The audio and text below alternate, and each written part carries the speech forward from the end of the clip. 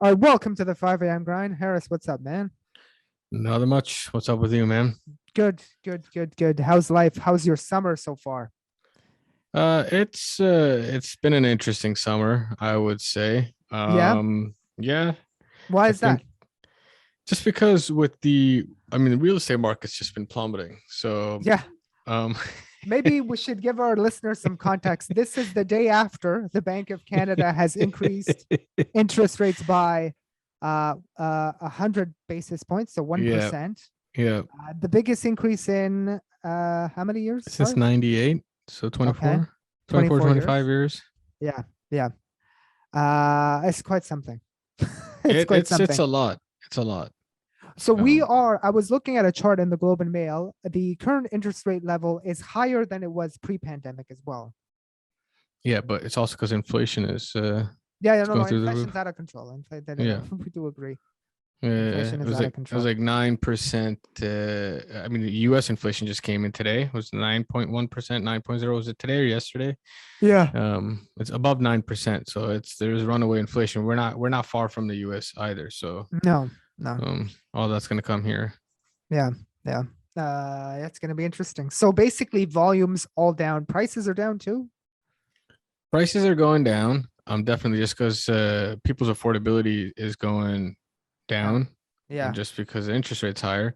So yeah. prices are going down, but overall volume has just gone down, man. I think prior to even these transactions, prior to the interest rates going up, like consistently year over year for every month since like March or April, Yeah. we've been down roughly 40-50% in terms of volume.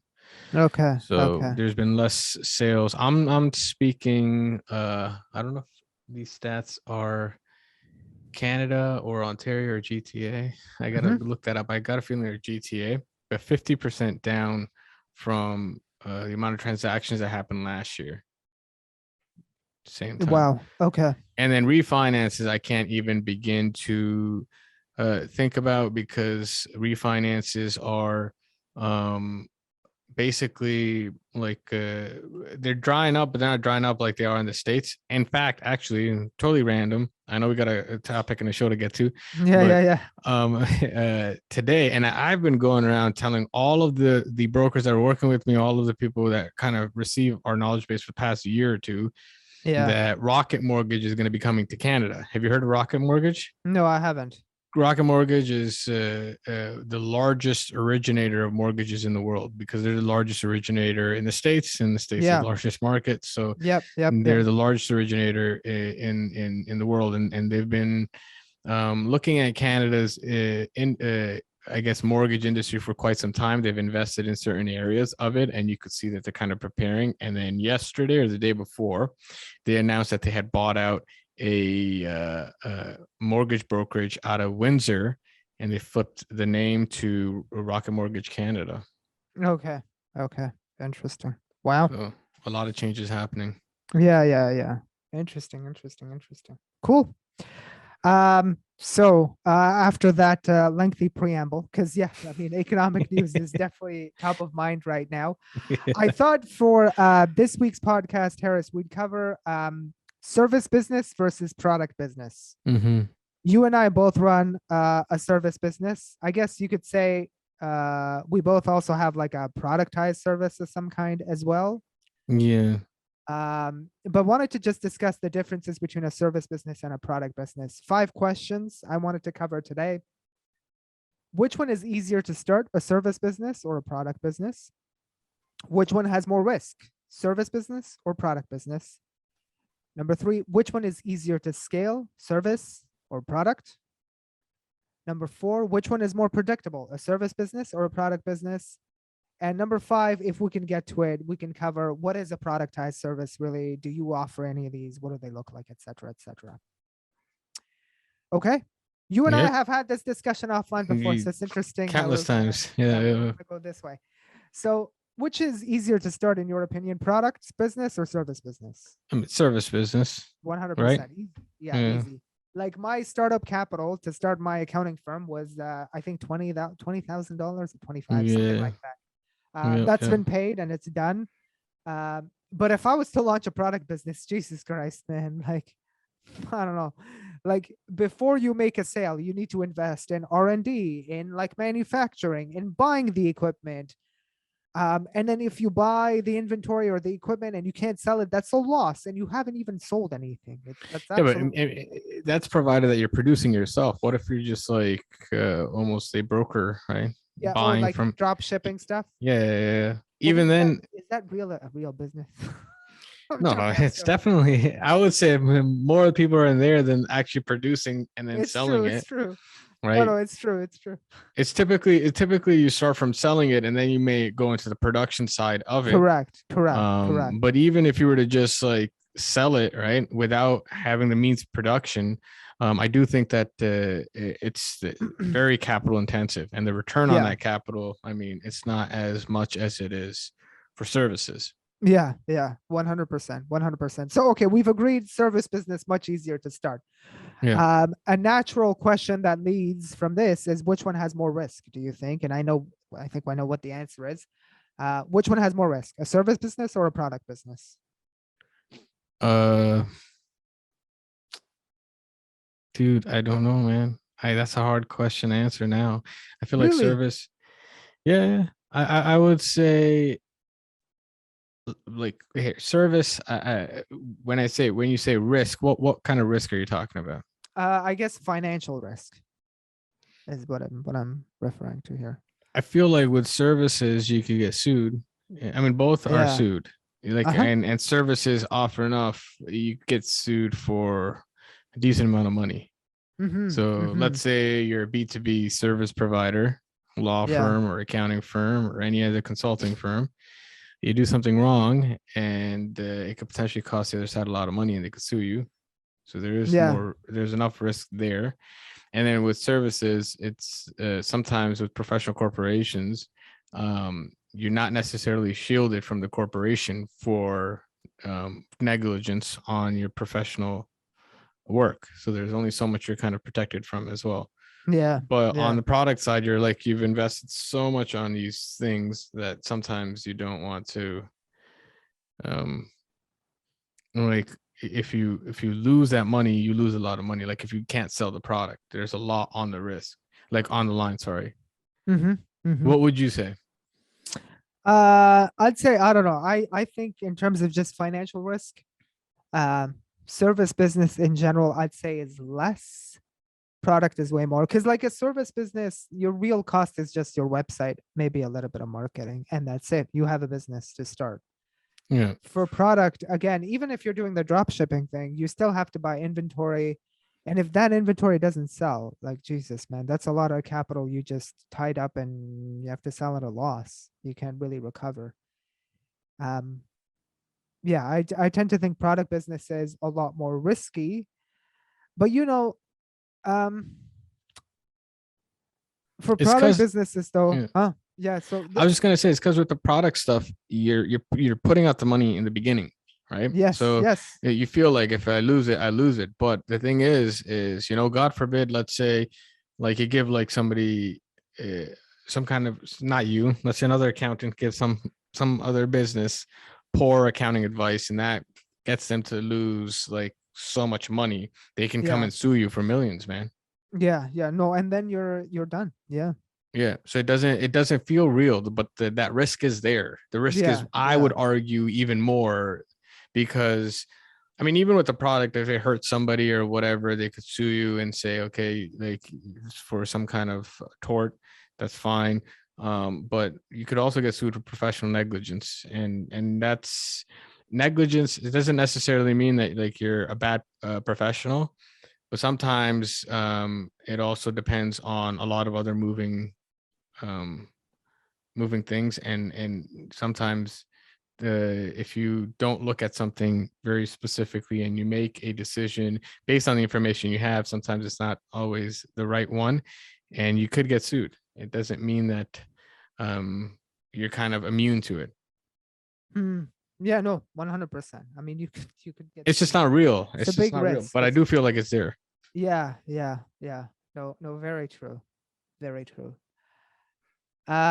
Okay, so I think we've covered that. Number three was going to be which one is easier to scale, and you and I have always had this discussion. Hmm. Maybe I'll set a preamble here. Yeah, and you can say, "Oh, Ali, you're cherry picking stats or whatever." But so E&Y, the world's third largest accounting firm before it splits up, because there's word that E&Y is going to split up. But anyway, the E&Y in its current size, its revenue is 40 billion annually. Okay. Hmm. It employs 312,000 people globally. 312,000. That is more than Apple, Exxon, and Pfizer combined. Okay. So 40 billion, 312,000. Apple, the company I used to work at, I know the revenue number. It's 365 billion. So 9 times bigger in revenue than Hmm. E&Y. The amount of staff at Apple, 154,000, 3 times less. And you would argue Apple has a lot of retail staff. So it's actually slightly higher for a tech company that of its type. Yeah. But yeah, no, the reason why am I choosing these stats? Basically, what I am saying is, through illustrating this, is Apple has a much bigger revenue base and it's done through fewer employees than E&Y. That, therefore, my logical conclusion has always been that a product business, once you get it, it's not easy to get a product business right. I inherently believe that landing on a good product, especially something like the iPhone, is insane. Like, that's like shooting, I don't know, lightning in a bottle. It's absolutely insane to Hmm. get a product be that good. Hmm. But once you get it, it is incredible. Like, the amount of leverage you get out of that one thing is insane. It's way better than any service business. I that's um I would agree in a lot of things that you're saying, definitely. Hmm. Where I would kind of swerve off a little bit is I feel like, for example, prior to you could say the assembly line, producing something at scale and therefore trying to sell something at scale was difficult, right? Even Yeah. cars, they were like very custom. So the assembly line was kind of what made um the any building any product and selling it something that is kind of where I would agree with you, where it's easy to scale.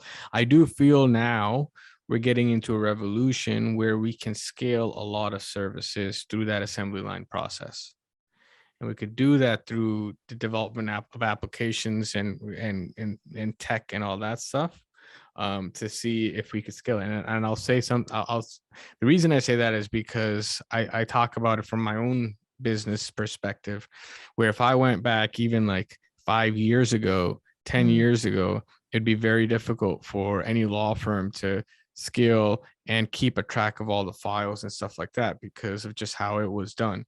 Now I feel like as we build like specific programs, I don't have to train people as much. Yeah. So when a program's developed, like it's like instead of if you had to build the entire car, it's very difficult for one person to build the entire car. Right now in a lot of services, everybody, like, you're building the entire car, right? Mm. Whereas when they separated it into like, okay, you're just only putting on the wheels, and somebody else is putting on the doors and somebody else is painting, it became very manageable. So, that's where you could like scale it. I think service is moving there. So I do feel, in a lot of ways, services, I guess I agree with you where it is in terms of the current state, but I do feel like in our immediate future, when I say immediate, I mean in the next 3 to 5 years, you're going to see services scale, because we're running towards that. Okay. Okay.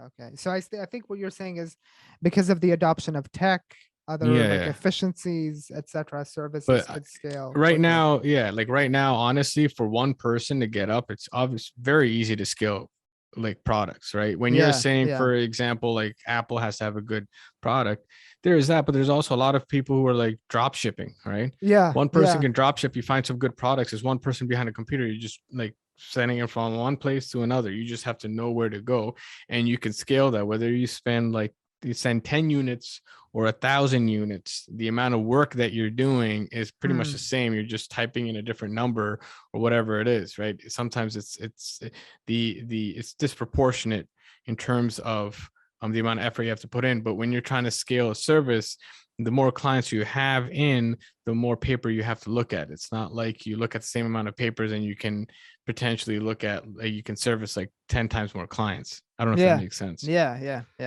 No, because like every file needs to be serviced Yeah. separately. It requires time. It's either your time or your staff's time, so it's got Yeah. to come from somewhere. No, I think, yeah, we'll see how tech allows service businesses to adapt and maybe change and be able to scale Yeah. easier. Question number 5 was going to be, what is a productized service, and do you have any of these? And maybe this is what you're kind of hinting towards, Yeah. that it's this idea of productized service. Do you offer anything like that? Yeah. So a majority of our stuff has moved into more of that, where Okay. I think traditional law firms are like, you know what, like hourly, this is your hourly rate, and this is like what we're going to start off on and all this other stuff. But I think now it's moved more to, hey, you want a closing, if you want to buy or sell, refinance a home, this is what your base service level is. This is how much it's going to cost. If you want to add more things, this is how much it's going to cost. And we don't do hourly. And it's Yeah. moving more towards, like, if you look at family law, if you look at wills and estates, like a lot of it is moving towards commoditizing the entire service experience, where you let them know, hey, this is what you're getting and this is what's going to happen. And your fees are very standardized. Right. No, it's an interesting thing. Would you classify courses, like, I guess not cohort-based courses, but courses that self-paced courses that are I'd see that as products. you do say, okay. Yeah. Right. I mean, actually, it's even better than a product, because you don't have to produce it 1,000 times. You produce it once and you keep pushing it out. Yeah, no, it is. It's great. This like Yeah. self-learning course-based stuff Yeah. is amazing, Yeah. amazing stuff. But again, it's Amazing also stuff. very difficult to break into. So Yeah, no doubt, you have to be It's seen not, as an it's not easy. authority and then kind of move in. Like services, you have to, I mean, with each kind of step, I think there is a different degree of technical knowledge and public perception that you need. So Yeah, for example, with a product, especially if you're brokering stuff, right? Anybody could you just need money, you buy and sell, and you base you're buying and selling off of the reputation of the products that you buy, or you could produce a reputation. If you get into services like ours, we need to have accreditations, we need to be yeah. regulated, we like have to spend tons of money on insurance and ensuring that we're part of whatever societies or Mm-hmm. organizations that we have to be. And then but we make the risk is a little bit less in terms of startup capital. But with what you're saying, it's like you need to be seen in the public eye as a authority, so that somebody is willing to give you $500 or $1,000 or 2,000, whatever it may be, to go through your course. Correct. Yeah. No, it's interesting. Um, yeah. Any other thoughts on this topic? It's a really interesting one, right? You and I talk about this all the time. It's like, okay, if we were to do like another business or go into something else later, what will we do? I always say, yeah, I want to go into a sort of a product thing. But hey, man, like grass is always greener on the other side. So you never know, Mm. right? It's not easy to land a product business. I Um, personally think it's harder, man. I it's personally think it's hard. It, harder it is it is hard. I'm not gonna for make it me. seem like it's easy. It's not easy at all. Yeah, because It's not there's a easy at lot of all. capital that's on the line, and you It need to is, really is. be able to tolerate that risk to make the right decision. So you got to Yeah. tolerate the risk and then make the right decision. I feel like the risk is way higher in a product business, way higher. Yeah, it's yeah. I mean, again, like the upfront risk is so much higher. I do feel like services have risk as well. Mm. It's like not upfront, it's kind of behind the scenes. Like Ah, I, okay. Interesting. I like that. you I know what I like that. mean? Like it's Yeah. like with product, okay, yeah, I have to bring to the table $1 million Mm-hmm. in order to start selling this stuff, right? Yeah. Whereas if Yeah. you're a professional and you give somebody wrong advice, it costs them $1 million. Now they're suing you for $1 million. Correct. So it's still costing you, but it's not like you're not putting up the money up front. Yeah. 100%. I think yeah, it's kind of like I was thinking about this as you were giving your answer. Product business, a lot of upfront risk. Yeah. And then at the back end, a lot of obsolescence risk. You get you get disrupted, your product gets too old, etc. Service business, it seems like the risk is always like constant, it's the risk of you getting sued all the time, basically. It doesn't go away. Yeah. Yeah. Um, In yeah. the long run, though, in the long run, I feel like, and I don't know how, but I feel like I should always be in the product business. I'd always want to be owning the means of production as Okay. opposed to service, because service businesses do well when the economy's doing well. Mm, But if you're in like a product business, I feel like if you're in the right one, doesn't matter what the economy is doing, you're still going to be surviving. But when I say product business, I mean like means of production. So like what you started off with, it's not somebody who's taking from one place and selling, it's the people who are producing. I would want to be, producing whatever. It could be something lame like shirts and pants, but like I'd rather do that. yeah, People would 100%. always need shirts and pants. Yeah. I think my grade 10, I think geography teacher, I remember him saying that like the richest people you'll find are going to be producing the most lamest things, and he's like talking about like just toilet seat covers and this and that, and that's how people get rich, because everybody needs it. I'm like, Yeah. damn, Yeah. I really understand that now. I yes, The yes, most yes. boring businesses make the most money. They make a lot of money, right? Like Yeah. my brother was telling me something about like some porta potty business and how well they do. It is ridiculous. It is Yeah. nuts. Nuts, Yeah. nuts, nuts, nuts, nuts, nuts, nuts. Crazy. It's not so I think, yeah, we've covered a few interesting points about the pros and cons of each. Yeah, what's your next business gonna be, Horace? Product business? Service business? You're becoming a you were yeah, I think you said you were becoming a product business. Us as a law firm, Yeah, I definitely want to kind of have that self-service law. I want to make law more of a product. So yeah, yeah. it's somewhere. I do feel like there are a lot of solutions, but they're hodgepodge of solutions. Like, okay, yeah, you could create your own will, you go here, you want to do something, but I want to create something where you go through that entire product throughout your life. So if you buy or sell a home, refinance a home, you do it on that specific program. If you want to get a will, you do it there. If you Yeah. want to go through a divorce, you could go through the divorce on there. If you want to go to small claims, you go through there, right? So it's like it's a place where your entire legal life lives. Interesting. No, that's cool. That's cool. Yeah, I don't know. We'll see. I just started this business, so I have no idea what the hell I'm doing next. We'll see. For now, Yeah. this is the thing. This is the thing I'll be focused on. All right. Any other points you wanted to add? Anything else No, you wanted to no, cover? no. I'm good. Cool. What about you? No, that's it. That's all I had, man. I think we can leave it there. Awesome. Okay. All right. We'll see you guys in the next episode. Thanks for joining us, guys. See ya.